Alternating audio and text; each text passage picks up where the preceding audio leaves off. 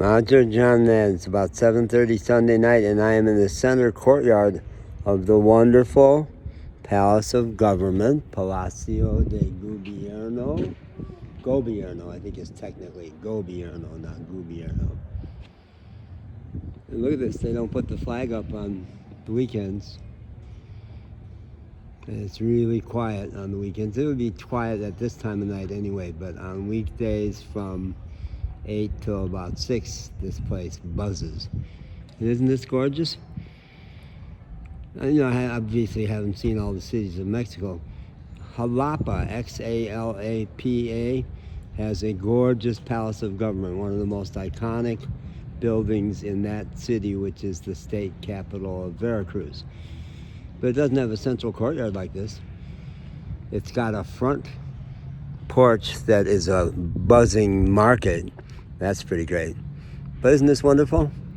So I had a spectacular day yesterday, even though I'm broke and sick and vulnerable to the police in this town, because, not to all of them, but to one, because what really has come together, is that the moon? What am I seeing? Holy cow, look, that's the moon. That's pretty great. God, you couldn't pay for a better backdrop, could you? Wow. So I'm about to leave Orizaba maybe as soon as tomorrow, because I had been arrested a 2.5 weeks ago on a crazy thing that the cops even knew was an error. One guy through his Google translator called it an administrative error, but I got locked up for 11 hours. And my cellmate got beat up by a jailer in a town where the cops are squeaky clean. They're wonderful in this town. And I reported it. It took me a couple weeks. I've been sick, scared. But I reported it on Thursday. The head of human resources in one of the offices right here on the main floor here, wonderful person. Boy, I interrupted a team meeting, and it looks like she's a great team builder. There's the moon. She's a great team builder, because they were all standing around having a ball with her. But she interrupted the meeting when I said, it is pretty personal, muy personal,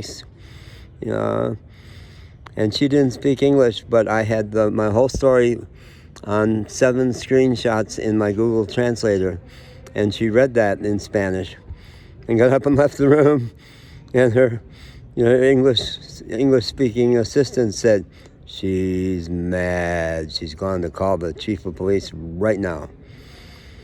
So then they had me write it up on Friday, and who knows how soon they're going to... I imagine they will at least remove that guy from his duties, pull him out of the jail, and he'll know who fingered him, because I was the only other person in that cell. And I broke it up by screaming, and I complained to 2 other jailers, so he'll know who it was. So I'm going to leave town, yeah. But yesterday was the day I realized, you paid all this money for a new phone, and you finally have cell service after 10 months of not. Call people, because yesterday I had nothing to do. So I called Tom. Tom Kilby called me back. I had left him a message, and I made a 7-minute video about my call with Tom, and like a 6-minute video setting up the whole thing of the 4 calls. And this is the second call. And this is about my buddy Norm Amos from Chicago, Oak Park, wonderful suburb, first suburb to the west of Chicago, where I lived also a lot. And I'm a man's guy. One of the best compliments I ever got from a girlfriend was, you're a man's man, aren't you? And I am. I love men. I grew up with 6 brothers, Catholic seminary for 5 years, all guys. Fraternity in college was really important to me. Done corporate work with corporate managers forever. Worked in a really tough West Side VA in Chicago, where other vets would avoid that particular hospital because it was rough, and I did get injured there. So I've done stuff, and my old girlfriend Mary Linders said, now that you've shifted over to corporate consulting and you're working with AT&T, which is the biggest company in the world, I know why that job at Westside VA Hospital set you up to be a corporate consultant. because I had never worked in business before, and here I was with the biggest company in the world. She says, because you know those managers with all their bluster and the tough, yeah, you know they're not going to hit you. So what? You're not scared of any of that shit, which was totally true. Totally true. That really did set me up for success. So men have been really important to me. I love men, love women, but love my bros. And I've either been in or organized or facilitated men's groups for about 35 years. 35, I think 45. I'm 77, 45 years.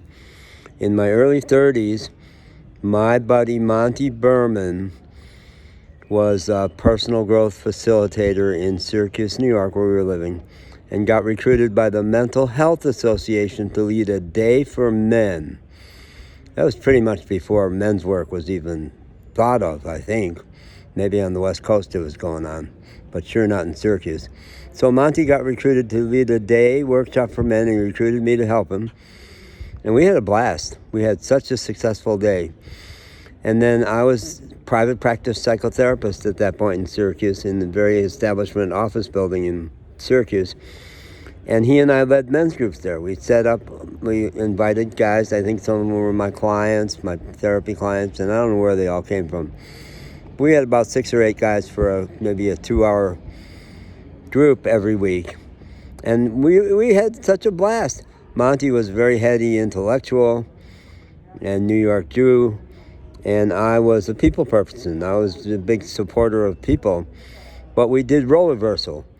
I played the asshole. I played the tough cop, the Fritz Perls cop. Bullshit.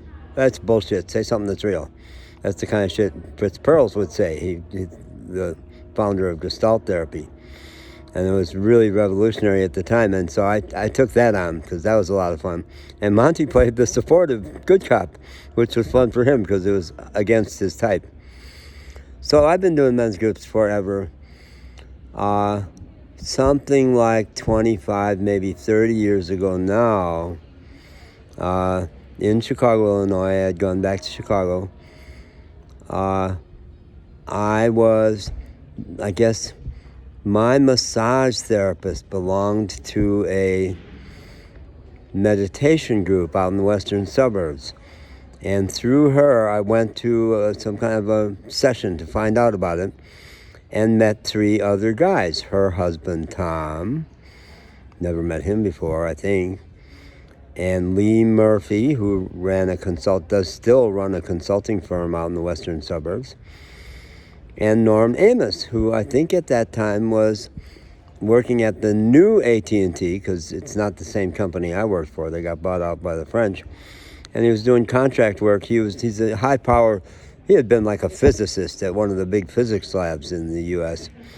He's big brain. And at that point, he was doing contract programming for, I think AT&T. That's what I want to say. I'm not positive. And so the 4 of us got together every week for a couple hours at Lee's apartment. I remember a big, beautiful mural on the wall. He had really good taste, and his apartment was lovely. And we'd talk. And we've been doing that ever since. We were all in Chicago then. Then I moved away from Chicago, and Tom moved away from Chicago, and there was about a year that we didn't meet. And then I think Tom and Lee were on the phone together and said, let's put the band back together, long distance. And so we started with calls, and then at some point graduated to Zoom calls and stuff like that. And then I lost interest in it. I changed, and I didn't like taking turns and listening to each other for a half hour. I was finding that too boring. So I left, and I think they went for a while, and I dropped in once in a while. And then I've been on the road for 4 years, and those 3 guys have been among my biggest anchors. Lee, the most common, he and I really stay in touch and have the whole 4 years I've been on the road. And at first he had money. Each of them have helped me out financially, especially early.